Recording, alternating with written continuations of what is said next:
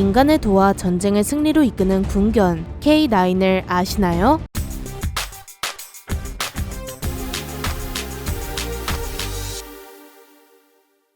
안녕하세요. 지식스토리입니다. 영상을 시작하기에 앞서 한 가지 질문을 드리고 싶은데요. K9이라는 단어를 들으면 어떤 것이 가장 먼저 떠오르시나요? 아마 지식스토리 채널을 자주 시청하신다면 우리나라의 자존심인 K9 자주포가 먼저 떠오르실 텐데요. 어쩌면 기아 자동차의 K9이 떠오르실 수도 있습니다. 하지만 오늘 알아볼 K9은 조금 생소합니다. 바로 인간과 가장 친한 동물인 개를 부르는 말이죠. 그것도 전쟁에 참여하는 개를 의미합니다. 먼저 개라는 단어를 영어로 바꿔보면 흔히들 도그라고 알고 있지만 개과 동물을 칭하는 또 다른 단어가 있습니다. 바로 K9인데요. 이는 K9과 발음이 비슷해서 영어권 국가에서는 군견을 K9으로 표기합니다. 그리고 우리나라에서도 이를 들여와 군견이나 경찰견을 K9이라 부르고 있죠. 만약 도로에 군용차나 경찰차에 K9이라 쓰여 있다면 군견이나 경찰견이 타고 있다는 뜻입니다. 먼저 군견의 역사에 대해 살펴보도록 할까요?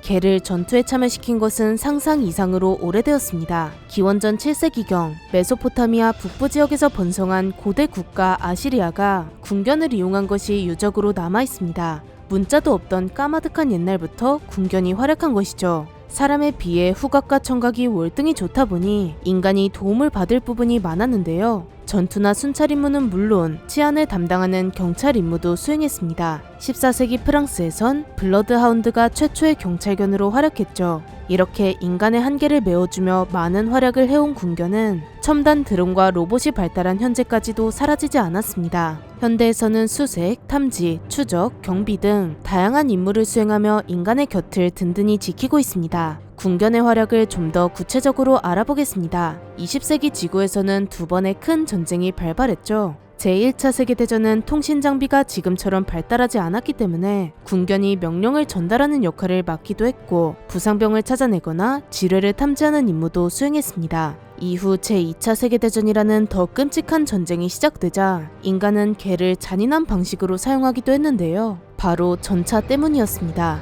1차 대전에 처음 등장한 전차는 2차 대전에 들어 본격적으로 활용되기 시작했습니다. 그 무시무시한 전차가 세계를 뒤덮기 시작하죠. 독일은 프랑스를 포함해 서유럽을 장악하고 시선을 돌려 소련까지 침공하는데요. 하지만 소련은 독일을 막을 방법이 없었습니다. 사람이 극단적인 상황에 몰리면 수단과 방법을 가리지 않죠. 그렇게 소련은 개를 훈련시킵니다. 전차 밑에 먹이를 놓고 신호하면 전차 밑으로 들어가게끔 만들었죠. 실전에서는 개에게 폭탄 가방을 매달고 적의 전차로 달려가 자폭시키는 대전차견을 만든 것입니다. 너무 잔인하긴 하지만 소련 입장에선 이만한 무기가 없었는데요. 사람이 다치거나 죽지도 않으며 개 한 마리로 적의 전차를 파괴할 수 있는 강력한 무기였기 때문입니다. 물론 대전차 지뢰를 운용할 수도 있지만 전차가 그 위로 지나가지 않으면 무용지물이기에 조금이라도 정확도를 높여야 했습니다. 사실상 전차 한 대로 수십 명이 죽어나가는 상황에서 개의 목숨이 중요한 상황은 아니었으며 심지어 2차 대전 막바지에는 자살 공격도 나온 만큼 생명의 소중함이 많이 가려진 시기였습니다. 전쟁이란 그런 것이죠. 아무튼 본론으로 돌아와서 소련이 대전차견을 만들긴 했지만 간과한 부분이 하나 있었는데요. 개는 기계가 아니라 생명이라는 사실입니다. 아무리 사람 명령을 잘 따른다고 해도 결국은 생존 본능이 앞서는 생명이죠. 굉음을 내며 다가오는 전차에 달려드는 것은 훈련을 받았다 한들 쉬운 일이 아닙니다. 그렇게 전차로 달려나간 개가 다시 아군으로 돌아와 폭탄이 터지며 오히려 아군이 피해를 입기도 했습니다. 거기다 소련의 전차와 독일의 전차는 사용하는 연료도 다른데요. 대전차견은 익숙한 소련군의 전차 냄새를 맡고 아군 전차로 들어가는 불상사가 벌어지기도 했죠. 결국 이 비윤리적인 방식은 역사 속으로 사라졌습니다. 이렇게 군견이 잔혹하게 쓰이지 않더라도 인간을 잘 도와 전투를 승리로 이끈 경우도 많았는데요. 제2차 세계대전의 최대 상륙 작전인 노르망디 상륙작전에서 군견은 군인들과 함께 적의 후방으로 고공 침투해 부상자를 찾아내고 지뢰를 찾는 등 많은 활약을 하게 됩니다. 그리고 21세기 미국 최악의 사건이 벌어졌을 때 대북으로가 무장단체를 척결하기 위해 넵튠의 창 작전을 펼쳤는데 이때 군견이 포함되어 작전에 도움을 주기도 했습니다. 그런데 생각보다 허무하다고 느끼실 수도 있는데요. 군견이면 직접 돌격해서 싸우기도 할 줄 알았는데 그건 아닌가 보네? 라고 생각하실 수도 있습니다. 먼 과거에는 전투에 직접 참가하기도 했지만 이제는 총포가 등장하고 냉병기가 사라지면서 군견의 역할 또한 전투에서 멀어지고 있습니다. 수색이나 탐지, 경비 등의 임무로 바뀌고 있죠. 하지만 개도 엄청 사납고 공격적이죠. 개에 물리거나 물릴 뻔한 경험이 있는 분들도 많을 텐데요. 이런 공격 본능이 남아있다 보니 실제로 적을 공격해 주인을 살린 사례도 있습니다. 2016년 영국의 특수부대 SAS 대원들은 이라크에서 민병대와의 군사훈련을 마치고 복귀하고 있었습니다. 그런데 극단 이슬람 무장단체가 기습 공격을 가하기 시작했는데요. 사방에서 들어오는 공격에 부대원들은 전멸의 위기에 처하게 됩니다.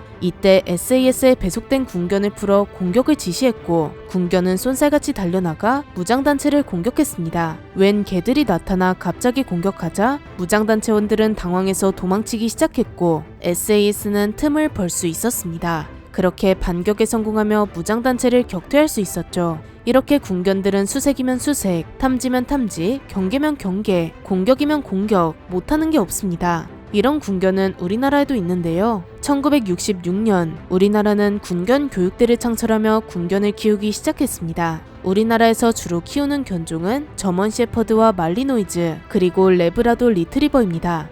그런데 충성심이 강하기로 유명한 진돗개는 왜 군견으로 뽑지 않을까요? 진돗개는 이 견종들과 비교해 절대 떨어지지 않지만 주인에 대한 충성심이 너무 높은 게 문제입니다. 주기적으로 병력이 순환되는 우리나라 군 특성상 진돗개는 군견으로 적합하지 않죠. 아무튼 군견 교육대에서는 번식과 관리, 교육까지 강아지가 군견으로 성장하는 모든 과정을 관리합니다. 그런데 군견 교육대에서 나고 자란 강아지라고 해서 전부 군견으로 성장하지는 않는데요. 개도 사람처럼 혹독한 과정을 거쳐야만 훌륭한 군견으로 성장합니다. 선발 과정을 살펴볼까요? 먼저 태어난 강아지가 건강한지를 체크하는데 이때 조상까지 철저하게 조사합니다. 유전병을 피하려면 근친 교배가 없어야 하기 때문에 군견은 어미의 어미의 어미의 어미까지, 즉 4대까지 근친 교배가 이루어졌는지 살펴봅니다. 이후 군견병들이 군견 후보 강아지를 사육하는데요. 영양이 풍부한 먹이를 먹이고 고무공을 통해 강아지와 훈련합니다. 이걸 터그 놀이라고 하죠. 강아지들은 이 과정에서 체력을 키우게 됩니다. 이렇게 9개월간 훈련을 거치고 나면 개가 군견에 적합한지 시험을 치르는데요. 이때도 공과 밧줄을 이용해 테스트를 진행하는데 30분 동안 목표에 대한 집요함과 체력을 확인합니다. 만약 중간에 한눈을 팔거나 공에 대한 집착이 풀리면 그 개는 군견으로서 탈락이죠. 이후 10개월간 추가 훈련을 받고 수색, 탐지, 추적, 경비 등 적성에 맞는 주특기를 부여받은 뒤 군견으로 성장하게 됩니다. 이게 끝이 아닙니다. 정식 군견이 되고 나면 더 혹독한 훈련들이 기다리고 있는데요. 이제껏 받은 훈련들은 입대 테스트 정도이고 군견으로 뽑히고 나면 이제 실전에 필요한 기술들을 훈련받게 됩니다. 군견마다 다르지만 특수부대와 함께 작전을 수행하는 군견도 있겠죠. 그럼 실전에서 수송기나 헬기에 탑승할 수도 있고 또 낙하해야 하는 상황도 발생합니다. 이런 상황을 대비해 헬기 탑승과 레펠 훈련을 진행하죠. 물론 개가 혼자서 낙하하는 것은 아니고 사람에 매달려서 내려갑니다. 그리고 공포를 극복하기 위한 훈련을 진행하는데요. 야전에선 예상치 못한 많은 변수가 발생할 수 있기 때문에 군견을 물에 빠뜨린다든지 깜깜한 곳에 투입하는 훈련을 진행하게 됩니다. 여기까지 군견의 역사와 훈련 과정을 살펴보았습니다.